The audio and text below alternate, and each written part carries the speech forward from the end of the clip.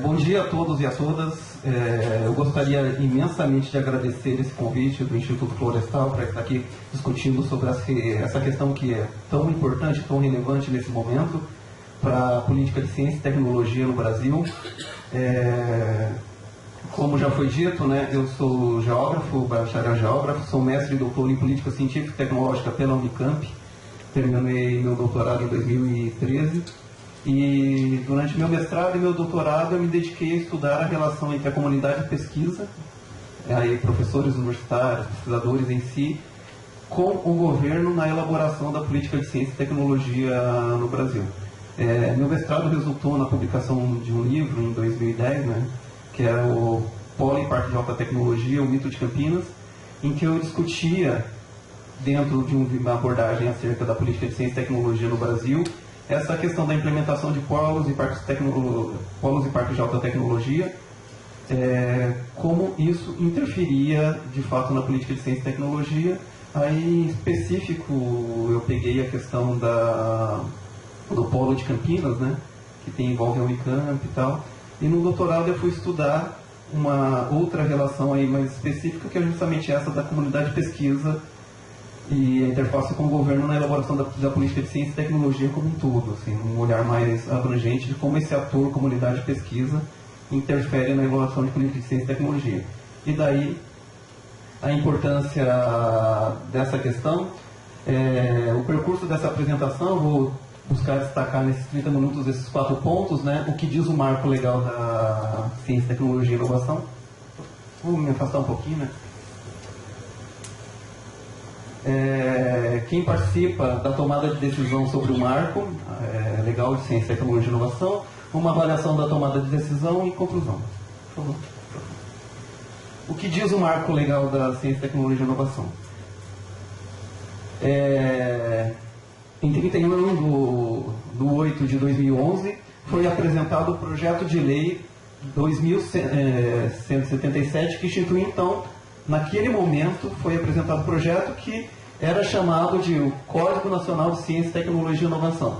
Aí assinaram o projeto de lei na Câmara Federal, naquele momento, esse conjunto abrangente aí de parlamentares. O Bruno Araújo, na verdade, quando se vai buscar a indexação do projeto de lei, você vai ver como autor principal o Bruno Araújo. Por quê? Porque ele era o primeiro assinante do projeto, mas Antônio Orlando, não vou descrever o nome deles, mas, bom, na apresentação desse projeto de lei, você teve uma gama variada de representantes partidários, PSDB, PT, PR, PDT, ou seja, que já indica uma espécie de um certo consenso, pelo menos naquele momento, acerca da apresentação desse projeto. E todos esses parlamentares aí descritos, eles eram membros da Comissão de Ciência, Tecnologia, Comunicação e Informática da Câmara de Deputados. Então, todos os membros da comissão, que depois seriam encarregados de...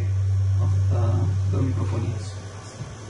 Todos os membros da comissão encarregados depois de avaliar e dar o parecer acerca desse projeto, foram os parlamentares que apresentaram o projeto, que assinaram o projeto. Próximo. Também em 2011 foi constituída a Comissão Especial da Câmara, né, composta por essas comissões de Educação, Administração, Serviços Públicos, Ciência e Tecnologia, para dar celeridade ao trâmite do projeto. Por que isso? Naquela época, naquele momento, lá em 2011, já se esperava que esse projeto pudesse tramitar o mais rápido possível na Câmara. E como ele tinha que passar por todas essas comissões, se ela fosse tramitasse de comissão em comissão, isso atrasaria o processo. Então foi-se criado, que é um instrumento possível na Câmara, a criação de comissões especiais, ou seja, a reunião de todas essas comissões em uma única comissão, que daria o parecer acerca dele. Então seria um parecer único que daria celeridade ao processo. Próximo. Aí já em 2015 foi apresentada a redação final do PL, né, que então o PL, né, enquanto ele estava na Câmara, era o projeto de lei, com as emendas propostas por parlamentares e audiências públicas. O PL passa a dispor, aí ele passa a ser chamado de Código Nacional de Ciência e Tecnologia para tratar ele explicita aquilo que de fato o projeto sobre aquilo que de fato o projeto incidia, que eram sobre as leis já em vigor que ele pretendia emendar. Então, na verdade, o que era chamado de Código Nacional de Ciência e Tecnologia, mais do que uma lei unitária, era um marco legal que propunha emendas a diversas leis já existentes, que de uma forma ou de outra já tratavam sobre ciência e tecnologia no Brasil. Então, o marco legal, o código lá inicialmente, depois esse PL específico e hoje o denominado marco legal, na verdade, ele é um conjunto de emendas a diversas leis já existentes que tratam sobre ciência e tecnologia no Brasil. Por favor, a próxima. Em 2015, então, nós tínhamos lá, o projeto foi apresentado em 2011, em 2015 ele passa a ter essa outra denominação, já com emendas, tal, tramitado.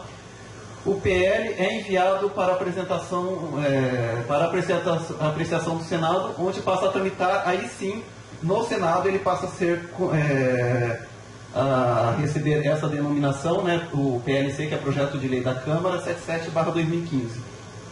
Em 24 de 11 de 2015, a matéria já tinha obtido parecer favorável das comissões de Constituição, Justiça e Cidadania e de Assuntos Econômicos. Então, entrou lá em 2011, poucos meses depois que ele entra no Senado, ele já recebe o parecer favorável dessas comissões. Estou tratando, inclusive estou colocando as datas para vocês poderem acompanhar a velocidade de tramitação desse projeto nas duas casas. Em 9 de 12 de 2015, a matéria foi aprovada por unanimidade pelo Senado e enviado para apreciação da Presidente da República, que em janeiro deste ano, né, a sanciona com alguns vetos. Na verdade, acho que foram 8 vetos. Então, no dia 11 de janeiro deste ano, foi publicada a Lei Federal 13.243/2016. Então, desde quando ele entra no Senado, em meados de 2015, já no final de 2015, o projeto é aprovado, coisa que é um fato muito relevante, né, para você ver a importância que isso teve dentro do Senado.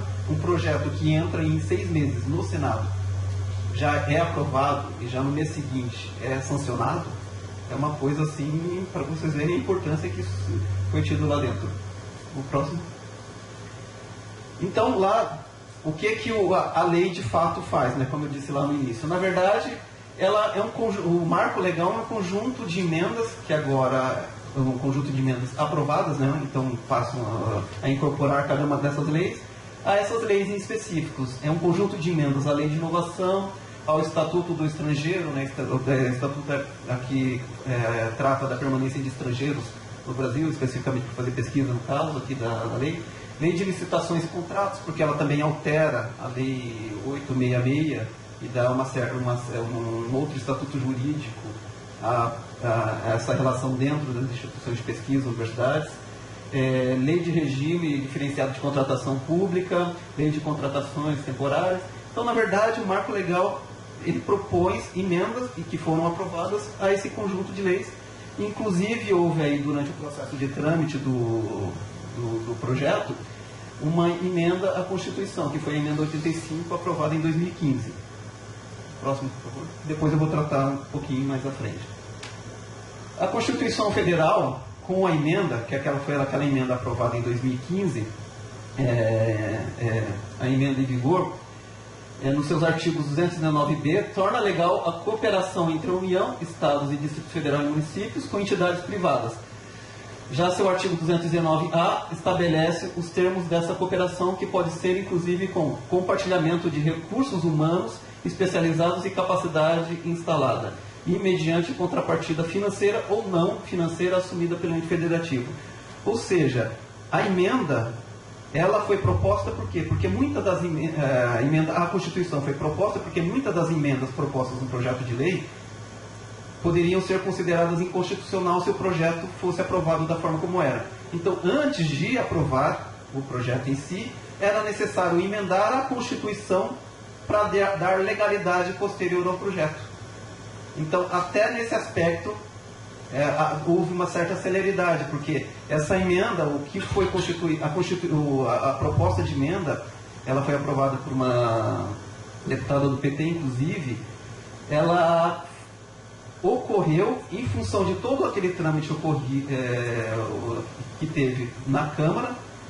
Então, se identificou que eram necessárias emendas, essas emendas foram propostas e lá no início de 2015 essas emendas foram aprovadas e foi emendada a Constituição, que possibilitou novamente a retomada da tramitação do projeto na Câmara mesmo e depois no Senado. E é fundamental destacar isso porque até então a Constituição em si, embora isso seja uma prática, até então era uma prática recorrente em todas as instituições de pesquisa, essa de estabelecer relação com ente privado, com contrapartida, inclusive financeiro ou não, era uma coisa recorrente, só que constitucionalmente não era permitido. A Constituição teve que ser alterada para dar legalidade a algo que já ocorria, mas que até então poderia ser considerado ilegal, o que colocava o que muitos pesquisadores viam como um risco à instituição. Então, cerca de 200 emendas, mais ou menos, modificativas, aditivas ou supressivas daquele projeto de lei do PLC 77 de 2015, propostas pelo PLC, as leis em vigor, cerca de 80% das emendas são a lei de inovação. As emendas à lei de inovação são aqui classificadas, o que eu consigo classificar, em mais ou menos em 5 categorias. Cerca de 80% de emendas aí. Então, as emendas propostas à lei de inovação, elas dizem respeito às emendas voltadas à privatização das instituições de pesquisa, porque esse é um tema claro, aquelas emendas. Emendas voltadas à disseminação de arranjos produtivos de ciência e tecnologia, científicos e tecnológicos, que são polos e parques de alta tecnologia, tem as emendas que tratam sobre isso. Emendas voltadas à internacionalização da pesquisa brasileira, também. Emendas voltadas a tornar o Estado investidor de capital de risco, porque até então isso não era uma coisa tão recorrente, né? Então, e às vezes quando ele fazia isso, ele incorria em prática ilegal. Emendas voltadas a alocar recursos de pessoal pagos com dinheiro público em entes privados. Então, 80% das emendas propostas no PLC 77 de 2015, recém-aprovadas, 80% dessas emendas são a lei de inovação especificamente, que tratava especificamente sobre a questão de ciência e tecnologia, e que podem ser classificadas nesses cinco itens aí, basicamente. Próximo. Artigo 9A. Que agora foi aprovado, né? Os órgãos e entidades da União, dos Estados, do Distrito Federal e dos municípios ficam autorizados, que é essa emenda aprovada, a conceder recursos para a execução de projetos de pesquisa, desenvolvimento e inovação às instituições de ciência, tecnologia e inovação ou diretamente a pesquisadores a elas vinculados por termo de outorga, convênio, contrato ou instrumento jurídico assemelhado. E o que são as instituições de ciência e tecnologia, os ICTs, que trata a lei agora? A definição contida lá são órgãos ou entidade da administração pública direta ou indireta, ou pessoa jurídica de direito privado sem fins lucrativos, legalmente constituída sob as leis brasileiras, com sede fora no país, que inclua em sua missão institucional, objetivo social ou estatutário, entre outros, a pesquisa básica ou aplicada, de caráter científico e tecnológico ou desenvolvimento de novo produto, serviços ou processo. Então, o artigo 9A estabelece esses termos de parceria, né? Os órgãos e entidades conceder recursos para a execução de projetos de pesquisa, desenvolvimento e inovação às instituições de ciência e tecnologia. E o que são essas instituições que podem receber esses recursos? Essa é a definição. Ou seja, elas podem ser constituídas, inclusive, enquanto organizações sociais. O próximo, por favor. Aí, bom, isso é o que diz o código, né? Para mim, de certa forma, a mudança mais interessante está nesse estabelecimento dessas características, né, de parceria e como elas podem ser reguladas, o que possibilita a criação, sobretudo, de instituições sociais para fazer pesquisa. De certa forma, o que a lei até poderia permitir, tal como existe no serviço privado propriamente dito, nos prestadores de serviço que se comportam como entes privados, né, os prestadores de serviços que são MEI ou que são entes jurídicos, de certa forma a lei abre uma brecha para que isso ocorra nas instituições de pesquisa, né, nas universidades. Ao invés de eu ter um professor em si contratado, eu poderia contratar uma organização social para fazer a atividade. Aí, Outro tema importante, quem participa da tomada de decisão sobre o marco legal? Quem participa do processo de tomada de decisão, lá da política, que vai dar origem a esse marco? A tramitação do PL 2177/2011 na Câmara dos Deputados conta com a realização de audiências públicas acompanhadas por seminários e grupos de trabalho de modo a contribuir com a redação do projeto. Ou seja, durante a tramitação lá de 2011 até ser enviada para o Senado, a tramitação contou com audiências públicas e dentro dessas audiências públicas foram programadas seminários para discutir o projeto. Foram ao todo, aí, durante esse período, 14 audiências públicas, que tiveram início um ano depois da entrada do projeto no Senado de fato, né, do protocolamento do projeto, aliás, no Senado não, na Câmara, do projeto protocolado, ocorreram entre abril e setembro de 2013. Então, as 14 audiências ocorreram durante esse período, sendo que 6 ocorreram na região centro-oeste, todas em Brasília, 4 na região sudeste, São Paulo, Rio de Janeiro, Vitória e Belo Horizonte. Cada um desses estados contou com uma audiência pública, 2 na região norte, Manaus e Porto Velho, e 2 na região nordeste, ambas em Salvador. Então, durante todo esse período, 14 audiências públicas distribuídas dessa forma no território brasileiro. Nas audiências públicas participaram como palestrantes, a convite da comissão especial daquela comissão formada. Então, como eu disse, ocorreram seminários nas audiências públicas e a comissão convidou alguns atores para falarem sobre a tramitação do projeto. Foram ao todo, nessas 14 audiências, nesses seminários, 67 convidados. E a distribuição deles, 33 desses convidados pertenceram à comunidade de pesquisa, sobretudo professores universitários ou pesquisadores ligados a instituições de pesquisa brasileiras, ou seja, 50% do total de palestrantes ali convidados para o seminário são da comunidade de pesquisa, 23 políticos, aí deputados, ministros, o secretário estadual de Ciência e Tecnologia, que corresponde a cerca de 35% do total de palestrantes, 5 empresários, que esse é um dado muito interessante, foram convidados, e representantes de entidades empresariais, como o CNI, sobretudo a CNI do Espírito Santo, foi a que esteve presente aí, ou seja, 7% dos participantes, e 7 do quadro técnico administrativo do setor público, ou seja, técnicos ligados aos ministérios, né, os caras que de fato entendiam do trâmite dentro do ministério. Então, assim, dos palestrantes, isso é um número muito interessante, né, para ver a participação da comunidade de pesquisa. Aí, entre aspas, depois eu defino melhor o que tu chama de comunidade de pesquisa e por que desses números, na tramitação desse projeto dentro das duas casas. O próximo.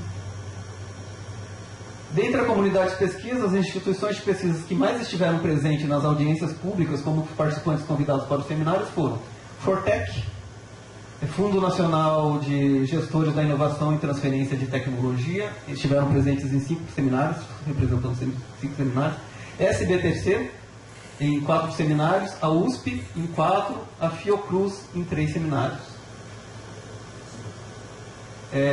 Confap, Andif, Zabruen, ABIT estiveram presentes em outros 2 seminários. Então, assim, dos atores que foram convidados, que estiveram presentes, pelo menos ali, para discutir esse projeto, essa foi a distribuição das entidades representativas.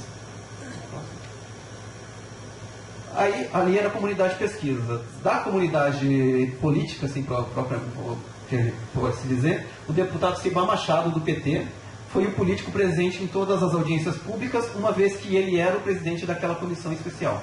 Aliás, presidente não, ele era o relator daquela comissão especial. Então, ele era o político que esteve presente em todo o processo. Além dele, também participaram os deputados Edson Santos, Newton Lima e Margarida Salomão, todos do PT. É interessante destacar que o deputado Newton Lima e a Margarida Salomão, o Newton foi reitor da Universidade Federal de São Carlos e a Margarida foi reitora da Universidade Federal de Minas Gerais durante o período. Então, eles têm esse trânsito, né, entre comunidade de pesquisa e comunidade política.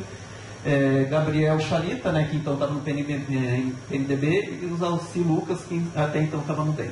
Esses foram os políticos que apareceram ali uma vez ou outra para discutir esse projeto. Próximo.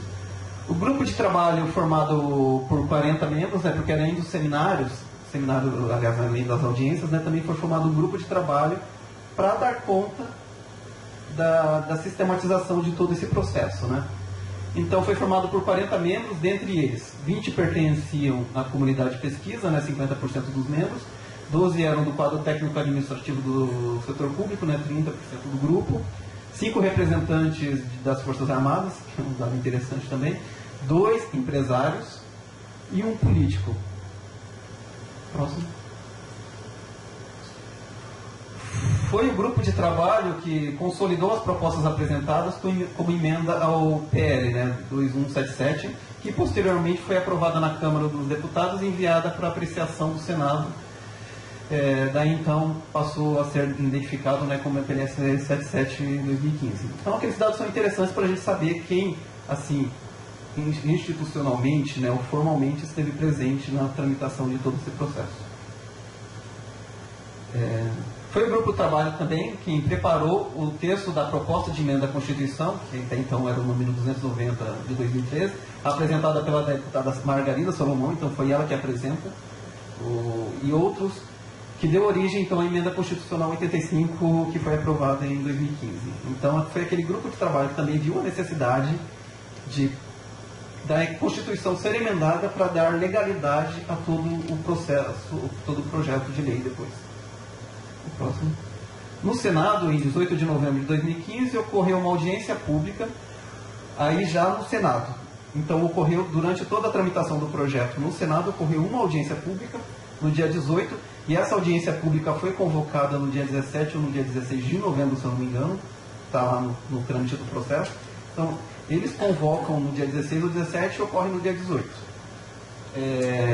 Dos 5 participantes convidados, que também ocorreu essa audiência pública com o seminário, 4 eram da comunidade de pesquisa e um empresário, que é o representante do CNI do Espírito Santo. Próximo. Como observado, é a comunidade de pesquisa o ator dominante no processo de tomada de decisão da proposta do PLC 77/2015. E, embora a proposta do projeto de lei favoreça a apropriação privada dos recursos públicos, né, financeiros de pessoal, a serem aplicados em ciência e tecnologia no Brasil, os empresários tiveram pouca participação na formulação da proposta que tramitava, né, porque agora o projeto já foi aprovado. O ator dominante aqui é um conceito da ciência política que não diz respeito somente a termos numéricos, né, de participação, mas sim diz respeito ao ator que consegue, de algum modo, convencer os demais atores que participam do processo sobre a visão dele acerca do processo, né? E no caso, como nós estamos tratando de comunidade de pesquisa, né, sobretudo o alto clero da comunidade de pesquisa, que foi quem esteve presente de fato no trâmite desse processo, então, de certa forma, há uma concordância dos demais atores acerca da visão desse ator sobre como a política deve ser. Então, assim, é interessante esse dado, por quê? Porque mais do que uma pressão do setor produtivo sobre a atividade de pesquisa, sobre a aprovação desse projeto, foi uma pressão da própria comunidade de pesquisa, uma concordância da comunidade de pesquisa, uma aceitação de todos os termos que estavam ali colocados, né, que agora se transformaram em lei, acerca de como deveria ser esse PL. Então, a gente costuma muito associar a tomada de decisão, né, ao setor produtivo, mas neste caso em específico da política de ciência e tecnologia, desse PL, é a própria comunidade de pesquisa, sobretudo aqueles atores do alto clero, identificados, o que a gente chama de acadêmicos e empreendedores, que tiveram todo o interesse de fazer com que esse projeto fosse aprovado. Próximo. Uma avaliação da tomada de decisão. Terceiro ponto. Tendo o texto legal, né, a Lei 13.243/2016 e suas propostas mais relevantes e os atores dominantes do processo apresentados, que foi o que eu fiz até agora, a que se fazer as seguintes perguntas, né? Aí tomando como base inclusive para isso eu utilizei uma metodologia da análise de política pública. É necessário aí fazer 2 perguntas diante agora da aprovação desse projeto, né? Qual a situação problema que a política visa solucionar? Bom, esse projeto foi aprovado, qual que era o argumento central, qual que era a situação problema ao qual pretendia-se ou pretende-se atuar com a aprovação desse projeto? E quais serão os efeitos da lei para a ciência, tecnologia e inovação? Então, uma tentativa de responder essas duas perguntas. Fala de um dos participantes do seminário, né, ao longo daquele processo lá de trâmite na Câmara, posteriormente no Senado. Qual que era a importância do então projeto de lei, né, daquilo que ele propunha? Um arcabouço unificado é importante para a viabilização de um Sistema Nacional de Ciência, Tecnologia e Inovação, com foco no complementariedade da empresa, Instituto de Ciência e Tecnologia e Governo, a chamada Tríplice Hélice. Então, assim, durante a tramitação do projeto é possível você identificar a fala de diversos atores que participaram desse processo. E, de certa forma, essa fala aqui resume, ou ela condensa, ou ela expressa aquilo que os demais atores também estavam declarando durante a tramitação do projeto. Então, podemos, então, aí dizer, em poucas palavras, né, qual que era a situação problema a que esse projeto estava destinado, que agora ali está destinado a resolver.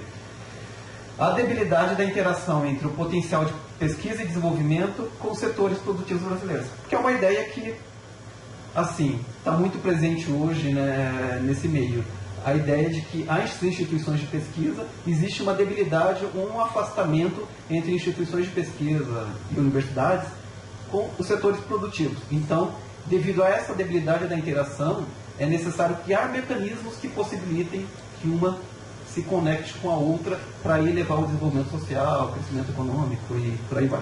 Então, de certa forma, a gente pode reproduzir aí, em poucas palavras, que o que os atores declaravam, a importância desse projeto de lei era para acabar com essa debilidade da interação entre esses dois atores. Sobre a segunda pergunta, quais serão os efeitos da lei para a ciência, tecnologia e inovação?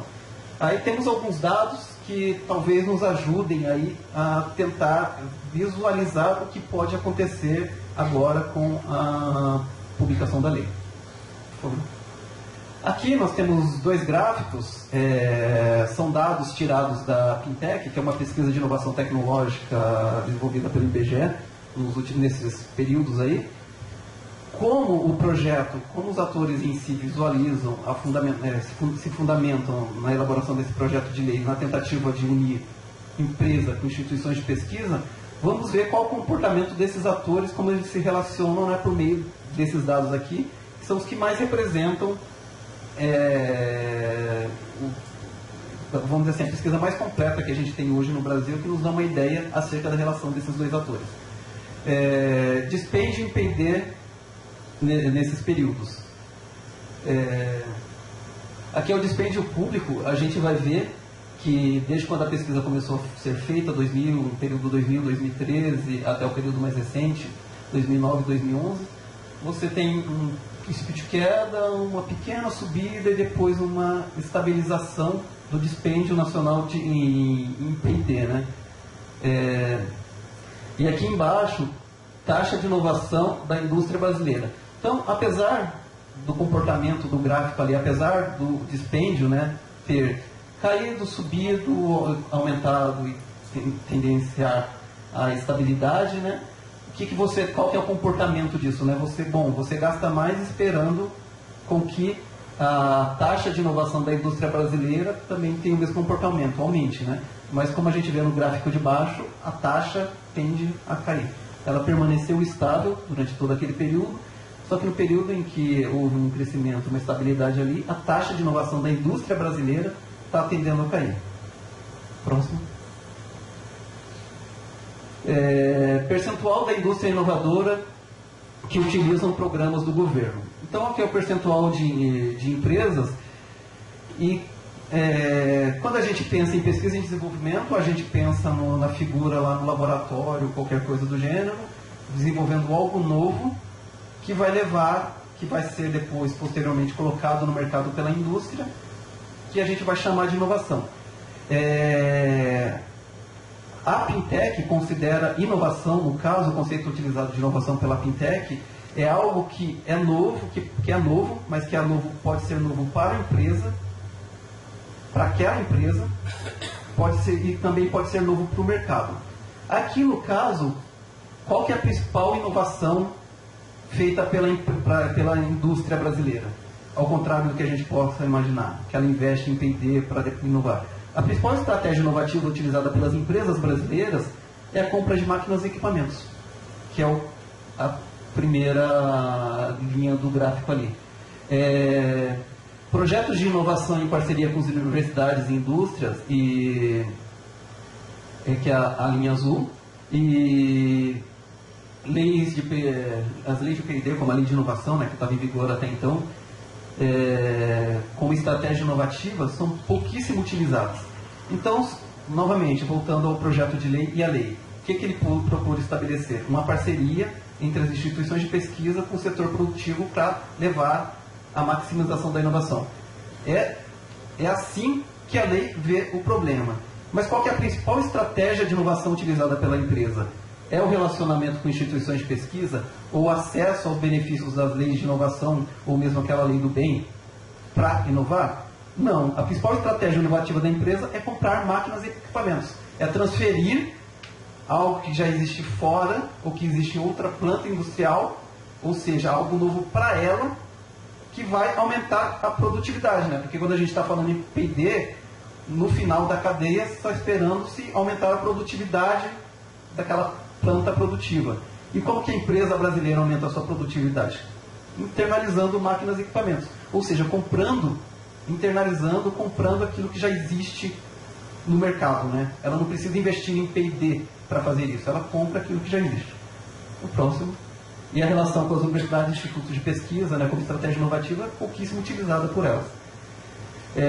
Importância das atividades inovativas nos períodos, né?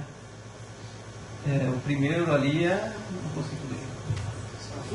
Aquisição de máquinas e equipamentos, atividades internas de P&D e aquisição externa. Então, novamente, né? Qual que é a principal estratégia, embora a gente observe uma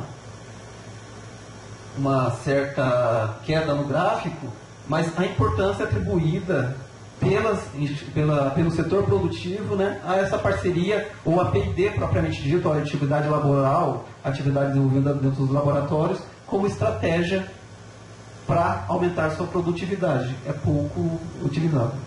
Próximo. Importância atribuída pelas indústrias aos parceiros de cooperação. Aqui, quem são os parceiros? Os principais parceiros que as indústrias recorrem para tratar das suas estratégias inovativas, né? Aí nós temos ali universidades e instituições de pesquisa, a linha azul. Nós temos praticamente um comportamento meio que estável, né, ao longo do tempo. Ao cliente, que é uma parceria com clientes, né, que é a linha verde, e tendendo ao crescimento, né, que já em comparação à universidade é maior do que a universidade, por exemplo, aos fornecedores. Então a principal estratégia ali também utilizada pelas indústrias como estratégia inovativa, né, os principais parceiros para promover a inovação que a indústria brasileira precisa, não é a universidade e instituto de pesquisa, são os seus fornecedores.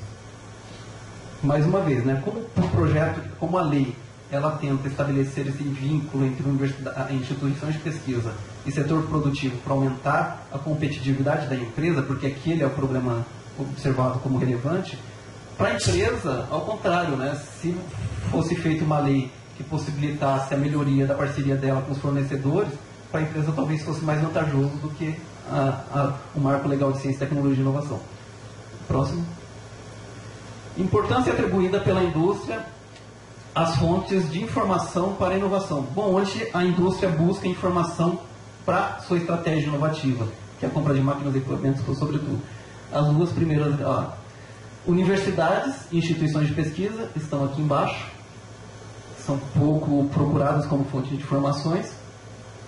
E as duas primeiras linhas ali são fornecedores e outras áreas da empresa. Inclusive fornecedores, mais uma vez, o comportamento da curva é um comportamento ascendente, né? Então a principal fonte de informação como estratégia inovativa utilizada pela empresa não é P&D, são os seus fornecedores. Tá. Já. Número de empresas inovadoras. Aqui é o por tamanho da empresa, né? De 10 a 29 empregados, tal. Então, a imensa maioria ali das empresas inovadoras no Brasil são empresas de pequeno porte ali, praticamente, de 10 a 29 funcionários. Que também é um dado muito revelador, né? Às vezes a gente pensa que as multinacionais estão vindo para o Brasil e estão ficando cada vez mais inovadoras, tal, mas no geral ali o comportamento delas é um comportamento bem estável. As empresas, de fato, aí, o número de empresas inovadoras que vem crescendo nos últimos anos são as pequenas empresas. Aqui também está um gráfico que mostra a importância da universidade e institutos de pesquisa.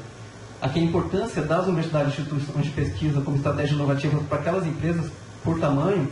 A gente vai ver que quem mais recorre a essa parceria, ou alguma coisa do gênero aí, como estratégia inovativa, são as empresas de pequeno e médio porte, e não as grandes empresas no geral. E o próximo. E é um dado interessante, né? Lá, a lei foi publicada, só que ocorreram alguns vetos. Ao todo, se não me engano, foram 8 vetos as emendas. Aí a gente pode classificar esses vetos em duas categorias. A primeira categoria, que diz respeito talvez ao comportamento daqueles dois últimos gráficos, acerca do tamanho das empresas que de fato inovam, né? O que recorrem a essa relação com a universidade. Um dos vetos diz respeito a contratação de empresas de pequeno e médio porte, né? A facilitação da contratação de empresas de pequeno e médio porte que desenvolvem atividades de ciência e tecnologia ou fossem reconhecidas assim, né? A facilitação da contratação dessas empresas, né? No território brasileiro. E esse artigo foi vetado, né? E segundo a declaração do ministro de Ciência e Tecnologia, quem solicitou, pensando assim, se o artigo fosse aprovado, o que ocorreria, né? Qual que era a proposta? Que as empresas de pequeno e médio porte que fossem intensivas em ciência e tecnologia, elas poderiam ter facilidades para a sua contratação no Brasil. E esse artigo foi vetado. Bom, o artigo em si, se você fosse analisá-lo, daria a entender que ele beneficiaria as empresas de pequeno e médio porte. Então seria um artigo voltado a beneficiar essas empresas. E esse artigo foi vetado. O que justificou o veto desse artigo, segundo a declaração do ministro de Ciência e Tecnologia? Que as próprias empresas de médio porte pressionaram o governo pelo veto do artigo.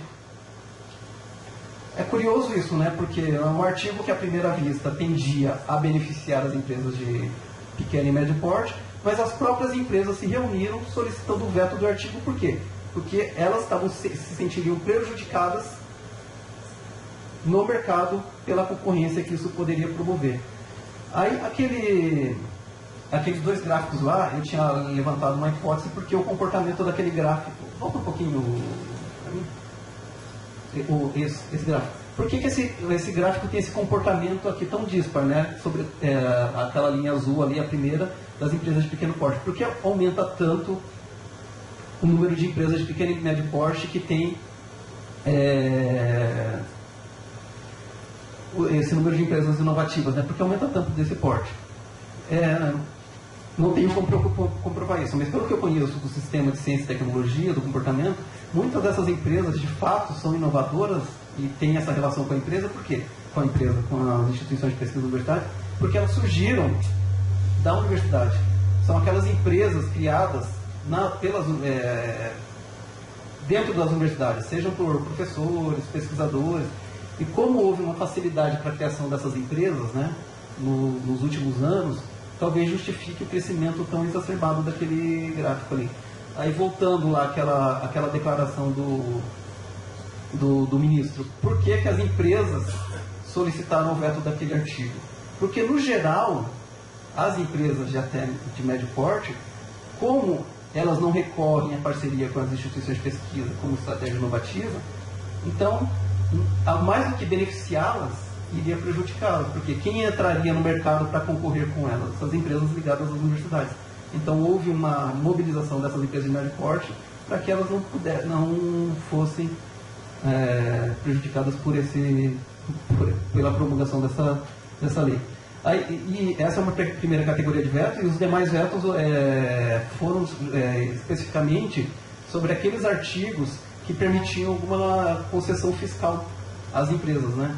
Isso já vinha ocorrendo no final do ano passado, quando foi promulgada a MP 695 do ano passado, que cancelava todas as concessões fiscais permitidas pelaquela lei do bem, que dava concessão fiscal para as empresas poderem, por exemplo, inovar, né, investir em P&D. Então, já no ano passado, devido à justificativa da crise econômica, no aumento da receita do governo, já foi promulgado uma MP que cancelava os incentivos fiscais da lei do bem, e agora, com as propostas também de concessão fiscal contidas no projeto de lei, foram todas vetadas a pedido do Ministério da Fazenda e do Ministério do Planejamento. Então, são os dois conjuntos de vetos aí, praticamente, que ocorreram quando a presidente publicou a lei. Próximo. Eu já falei. Aqui é a MP 694 de 2015, que trata da lei do bem. Próximo, por favor. Os dados nos mostram que a P&D e as universidades, os institutos de pesquisa, são pouco importantes para estratégias inovativas da empresa brasileira. Fato que reforça a constatação de um estudo da Thomson Reuters, de 2013, que mostra que das 10 maiores detentores de patentes no Brasil, entre 2013 e 2012, 5 eram universidades, com 53% de total de patentes, uma era empresa estatal, Petrobras sobretudo, 2 empresas transnacionais, uma fundação pública de amparo à pesquisa, FAPESP. Então, dos 10 maiores patenteadores do Brasil, assim, disparado, as universidades estão ali, né? E o que leva uma universidade a patentear mais do que uma empresa, né? Então, qual que é a importância? Para quem que é importante, de fato, essa relação com o setor produtivo? É para o setor produtivo ou para a comunidade de pesquisa manter a atividade que ela desenvolve? Próximo. Conclusão.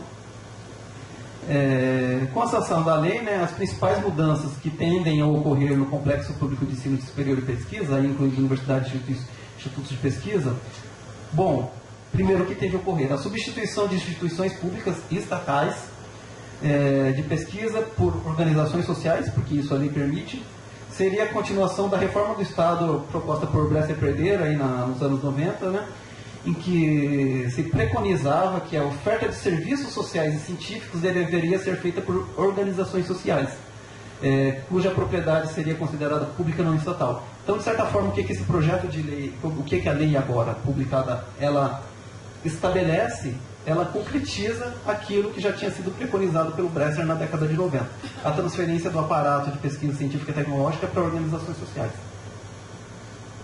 2.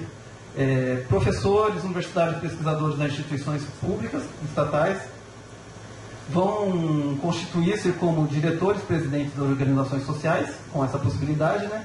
Serão criados. Com isso, vão acumular os rendimentos de suas atividades no setor público e também os provenientes de suas atividades nas organizações sociais. Então, assim, isso pode ser uma coisa que venha a ocorrer, né? 3. Como essas OS, professores e pesquisadores, vão atuar dentro das empresas, tanto as empresas de pequeno quanto as de grande porte. Isso tende a levar a um aumento da importância atribuída pelas empresas à P&D como estratégia inovativa. Isso porque essas OS, com acesso a recursos públicos financeiros de pessoal, imóvel e tal, vão desenvolver atividade de pesquisa, porque é isso, né? Como agora essas instituições podem se conectar a empresas, podem prestar serviços, entre aspas, para a empresa, com um estatuto diferente, então elas podem elevar, com a transferência de recurso público de pessoal, fazer com que aqueles dados sobre inovação tenham uma mudança. Por quê? Porque ao invés de ser atribuído o produto, tal, a parceria à universidade ou ao instituto de pesquisa, a atividade inovativa vai estar dentro da empresa.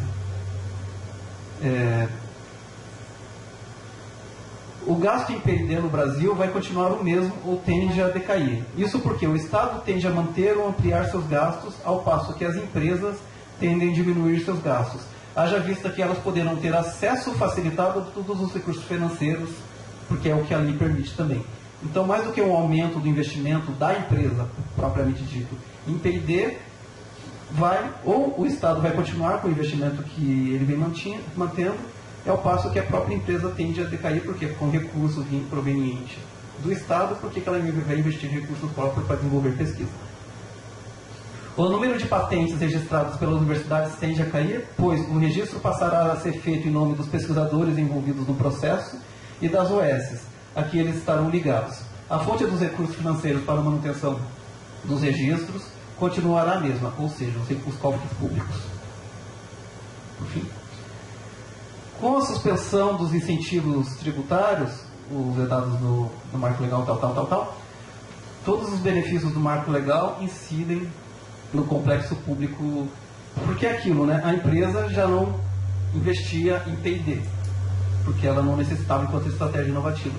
Agora, com os vetos das concessões tributárias, que elas já não poderão mais ter esses benefícios, mais uma vez reforça aquela ideia de que o investimento das empresas em P&D, que já era pouco, tende a cair ainda mais, por conta dos vetos. Próximo. Como se aumentado, então é a própria comunidade de pesquisa, especificamente os acadêmicos e empreendedores, aquelas pessoas da comunidade de pesquisa, sobretudo o alto clero, identificada com essa estratégia inovativa, né, de que as instituições de pesquisa devem estar conectadas aos setores produtivos que atuam no Congresso Brasileiro para a implementação do marco legal. Então, mais do que uma ação política, propriamente dita, dos políticos, esse projeto, o projeto de lei que depois virou lei, ele já veio pronto desses atores. Mais do que empresários ou os políticos em si, foi a própria comunidade de pesquisa, sobretudo os acadêmicos e empreendedores identificados com essa vertente da universidade e empresa, é quem elaborou de fato o marco e que foi consensuado, né? Porque como se trata do alto clero da ciência e tecnologia, SBPC, Fundação das FAPES, a própria FAPESP interferindo no processo, a opinião que ela divulga, né? Não houve resistência, antes pelo contrário, né? Houve o consenso dentro dessas casas acerca da importância dessa lei no Brasil. Então, mais do que beneficiar qualquer ator, quem vai ser beneficiado com essa lei são esses acadêmicos e empreendedores. Aí. Próximo. Então, só para finalizar mesmo, bom, diante disso, né, diante desse processo, agora é uma lei. Nós tínhamos começado no ano passado, né, um movimento contra a promulgação dessa lei, que infelizmente não deu certo. Mas o que poderíamos fazer, né? Talvez 3 estratégias aí que a gente vem dialogando ultimamente, né? Acerca. Primeiro, uma mobilização, por quê? O próximo passo, como é uma lei federal, o próximo passo é essa lei ser regulamentada nos estados. E não vai tardar muito para que isso ocorra no estado de São Paulo, que é de onde de fato partiu toda essa regulamentação, né? Então, como já foi dito por ele, né? Que essa discussão já começou a ocorrer na Secretaria, então não vai tardar para que essa discussão comece a ocorrer, né, sobre a regulamentação dessa lei em âmbito do Estado, não só do Estado de São Paulo, né, mas acho que prioritariamente do Estado de São Paulo, e outras estratégias, né, o que pode ser feito diante disso. Então era isso que eu queria expor. Eu agradeço a atenção de vocês e obrigado.